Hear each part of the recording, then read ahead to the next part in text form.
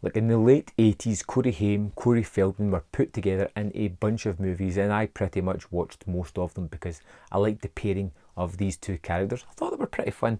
I was very young myself, so don't hold that against me.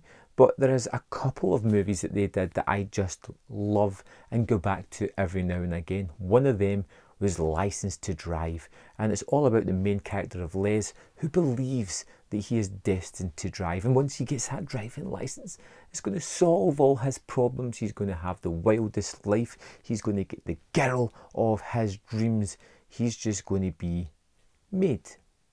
one of the boys, just be the pinnacle of the person he can be. But he fails his test. He fails it because he doesn't study, because he doesn't want to put the work in for anything, because he's just a slacker. His sister gets the license, he feels put upon. His dad is kind of funny and putting it upon him.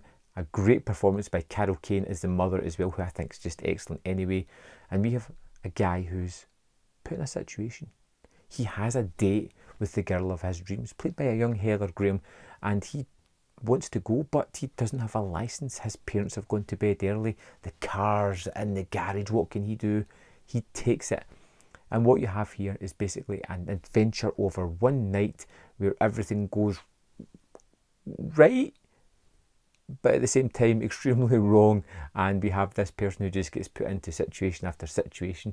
It's funny, it's endearing, it is very wrong in the way it stages certain scenes as well, which probably wouldn't fly nowadays, but as a product of its time, it's a movie that I really enjoy. It's a teenage boy fantasy movie. Even at the opening scenes, we see him in a daydream of being chained to the school bus, but he breaks free into a Ferrari or something, and he's skidding along the streets with the girl of his dreams.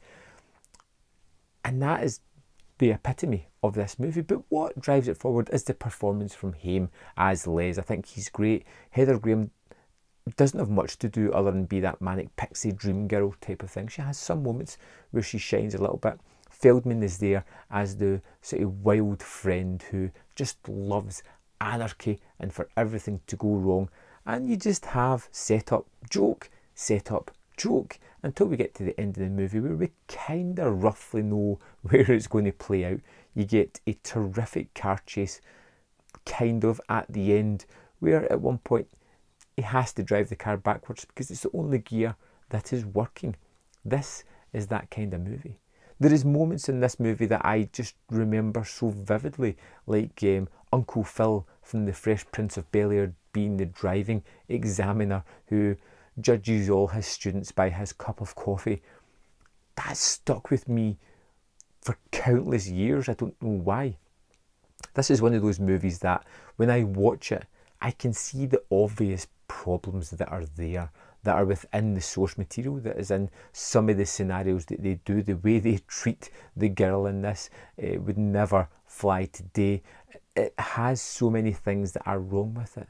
But because of when I saw it, because of the time I grew up, it has that rich nostalgic memory for me. And it's one of those movies that I can watch and enjoy for what it is.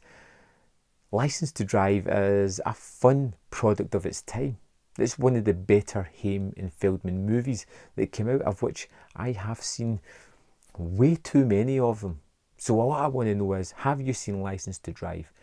Did you enjoy it? Have you went back to it recently? Or what is your favourite Haim and Feldman movie that isn't The Lost Boys?